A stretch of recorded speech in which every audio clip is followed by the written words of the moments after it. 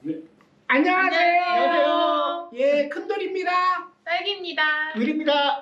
네, 오늘은 우리 유튜브에서 발달 장애인의 자립생활에 대해서 서로 토크하는 그런 시간을 마련했습니다. 네, 우리 발달 장애인들의 자립생활 어렵죠? 어렵다. 그렇게 어려운 건데 발달 장애인의 자립생활은 불가능하다.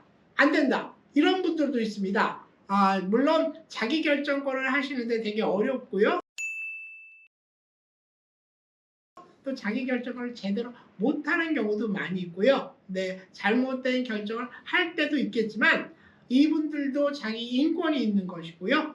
자기만의 삶이 있는 것이고 또 특히 중요한 거는요. 이제는 그 시설이 없어지면서 결국 발달 장애인도 이 지역사회에서 살아가야 되는데 이분들이 지역사회에서 살아갈 수 있때 자기 결정과 자기 선택을 갖는 자립생활은 꼭 필요하지 않을까 이런 생각을 합니다. 그래서 우리가 발달 장애인은 자립생활이 불가능하다 이렇게 말할 게 아니라 자립생활이 어떻게 가능하게 할 것인가 이것이 되게 중요하다고 생각합니다. 그래서 오늘은 발달 장애인의 자립생활에 대해서 얘기해보는 시간을 마련했습니다. 오늘 우리 윌께서 새롭게 나오셨는데요. 네, 우리 윌께서는 그 짧은 시간이지만 6개월 동안 우리 발달 장애인들을 활동 지원을 해주신 또 그냥 활동 지원을 해주신 게 아니라 함께 살아가면서 함께 살았죠. 네, 맞습니다. 함께 살면서 이분들의 이렇게 지원을 해주신 그런 경험이 있습니다. 그래서 그런 경험을 토대로 우리 발달 장애인의 자립생활에 대해서 말씀해 주실 것 같아서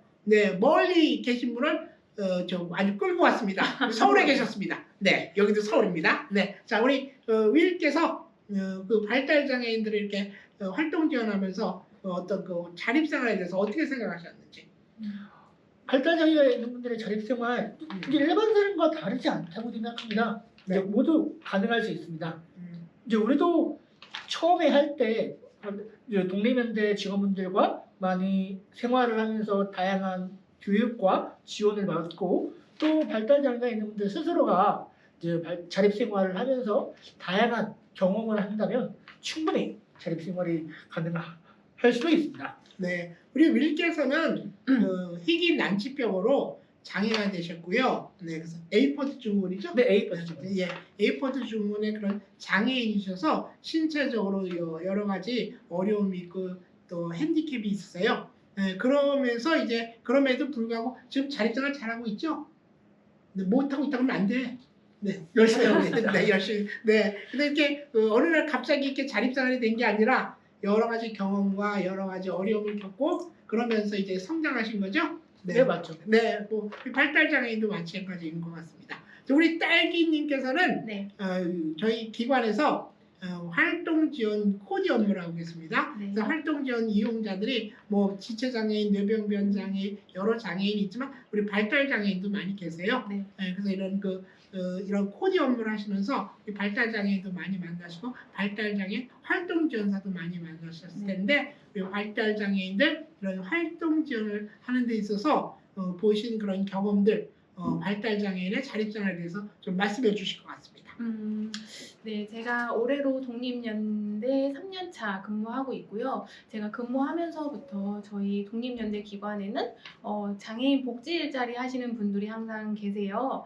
이제 그 분들 대부분이 이제 발달 장애를 가지신 분들이고요. 그분과 이렇게 쭉 생활을 해보다 보니까 그분들의 일상생활을 또 엿볼 수 있더라고요. 어떤 분들은 문이 열릴 때마다 인사를 하세요.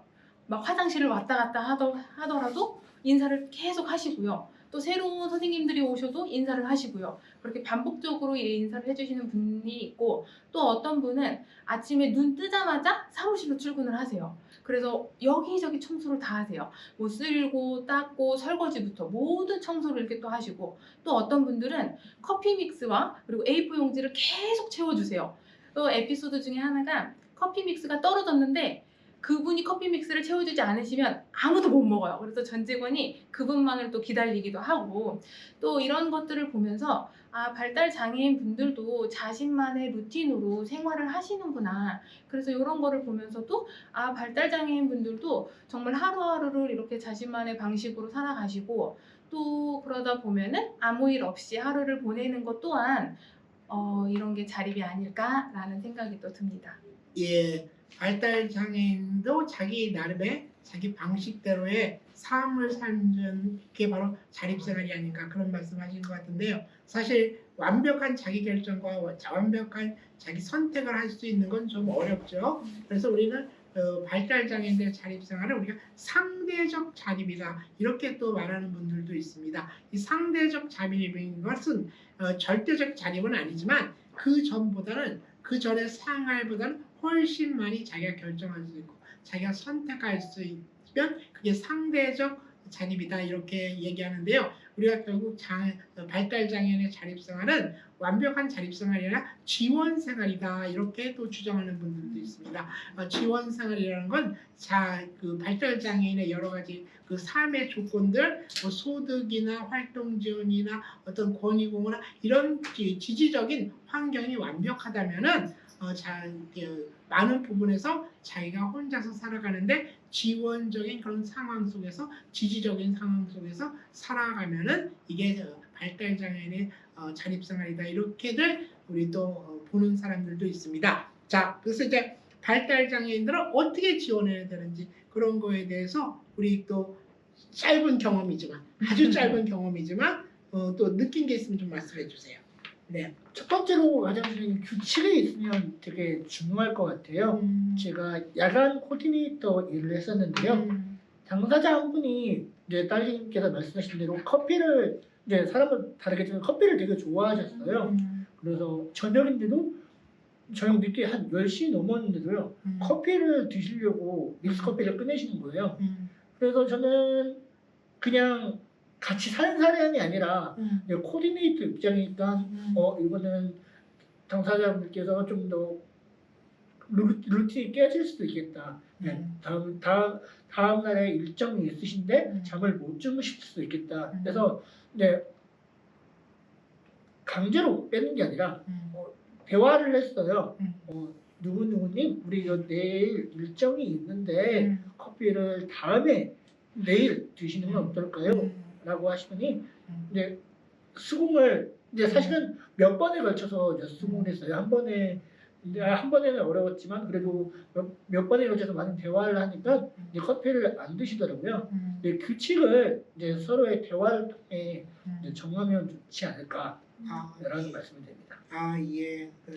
또 우리 딸기님께서는 이렇게 네. 활동 지원 업무를 하시다 보면은 발달 장애인들하고 이렇게 또 활동 지원사들 말씀을 많이 들으면서 이렇게 곤란했던 그런 경우가 있습니까? 네. 활동 지원하면서 곤란했던 거, 이제 곤란했던 거라기보다는 조금 더 이런 거를 요청한다, 요구한다 이런 내용들이 있었는데요. 우리가 이제 발달장애인분들 대상으로 이렇게 막 그 센터나 아니면 복지관에서도 교육을 굉장히 많이 해요. 근데 이제 실질적으로 이 발달장애인분들에게 전체 다 맞는 교육이냐라는 게 조금 의아할 때가 있어요. 그래서 교육을 조금 강화해서 시켜줬으면 하는데 그 중에 에피소드가 또 하나 있어요. 제가 저희 그 복지 일자리 하시는 발달장애인 분과 조금 잘못해서 크게 제가 지적을 해서 혼냈던 적이 있어요. 그래서 발달장애인 분들이 버럭하시면서 너 내가 112에 신고할 거야? 이렇게 얘기를 하시더라고요. 그러면서 막 선생님들한테 돌아다니면서 빨리 이 핸드폰에 112 번호를 찍어, 112를 찍어, 전화하게 이런 말을 보면서 제가 조금 충격을 받았는데 이게 지금은 이렇게 가벼운 생활 상황이기 때문에 모면할 수 있었지만 실질적으로 이분들께 112나 119가 필요한 상황에서 정말 이분들이 번호를 모른 채 연락을 취할 수 없더라면은 정말 난감하고 곤란한 상황이 발생하지 않을까 이런 식으로 좀 일상생활 교육을 활동지원사분들께 좀 요청을 하는 그런 말씀입니다. 네, 위기 상황에서도 이분들이 자기가 혼자 할 수 있는 거 그런 거 우리가 진짜 되게 중요한 것 같아요. 근데 제가 이제 발달 장애인들을 지원하면서 이렇게 되게 곤란했던 적이 있는데 우리 그 아주 똑똑했던 발달 장애인 제가 믿었습니다. 근데 이분이 배신을 했습니다. 어느 날 이분이 전화 요금이 그 청구서를 가지고 왔는데 200만 원이 나왔어요. 깜짝 놀랐어요. 아니 그래서 200만 원 어떻게 썼냐? 자기가 모른대요. 모른대요. 그래가지고 통신회사에 전화를 했더니 벨소리를 수천 번을 들었어요. 수천 개를 들어서 근데 이분이 이제 그 한국에 1,000원인 건 아는 분이에요. 거기 통신사에 물어봤더니 그 다음 달에는 300만 원이 나온다고. 토탈 500만 원이 나온다는 그런 끔찍한 일이 있었습니다. 예. 그리고 이게 얼마나 커지는지 모르고 그렇게 하신 적이 있는데 다행히 우리가 그때 그 요금 제한을 걸어놨는데 그 통신사에서 카카오톡을 그걸 막질 않아놔가지고 카카오톡으로 그렇게 들으셔서 저희들이 항의를 해서 통신사에서 자기네 잘못을 인정해서 뭐 전액 면제가 된 적이 있습니다. 그래서 후견이라든지 이런 권익보호 체계가 완벽해야지 이분들이 이 사회에서 제대로 살아갈 수 있지 않을까 이런 생각을 합니다. 딸기님께서는 이제 자립생활을 잘 지원하는 그런 활동 지원사들도 많이 보셨을 텐데요. 좀 한 분만 소개해 주세요. 먼저 첫 번째는 이용자분의 성향을 다 파악을 하시더라고요. 먼저 그렇게 해서 이용자분이 해달라는 거 다 해주지 않고요. 선생님 선에서 끊고 매듭이 정확하게 규율과 규칙을 정해서 지원을 하시는 선생님들을 보면서 아, 선생님들이 진짜 발달장애인분들에 대해서 많이 알고 또 지원을 잘 하고 계시는구나, 이런 사례가 있습니다. 네, 저는 늘 하는 말이 사람은 부모님을 잘 만나야 되고 장애인은 활동지원사를 잘 만나야 된다. 그런 말을 합니다. 활동지원사 때문에 인생이 피는 사람이 있고 활동지원사 때문에 인생이 힘들어지는 분들도 있는데요. 우리 우리 딸기님께서는 활동지원사가 아주 그 발달장애인의 자립생활을 잘 지원하는 그런 예를 말씀해 주신 것 같습니다. 물론 뭐 발달장애인이 자기결정권이 최대한 존중돼야 되지만은 발달장애인이 갖고 있는 여러 가지 여건 때문에 이런 지원 체계로서 우리 발달장애인의 자립생활이 가능하지 않을까 이런 생각을 합니다. 네, 오늘 이상으로 우리 발달장애인의 자립생활에 대해서 토크하는 거 이제 끝내야 되겠죠? 네. 자, 끝으로 할 말 있죠? 하세요. 구독해야죠. 구독. 네. 네. 좋아요. 알림 설정 해주세요. 감사합니다. 네, 안녕하세요.